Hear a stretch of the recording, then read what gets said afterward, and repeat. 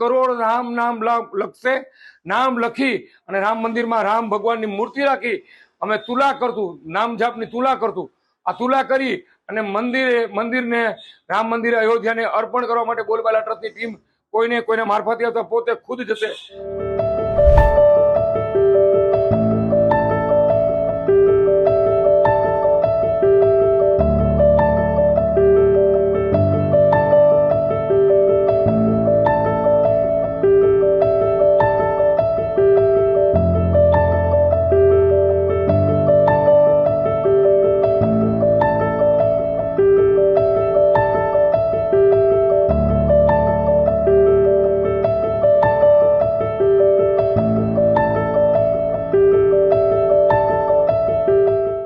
મહિલા મંડળ દ્વારા ખૂબ ભગવાનનું નામ લેવાય એવા શુભ આશયથી અમે આ કાર્ય ચાલુ કરી દીધું છે અત્યારે।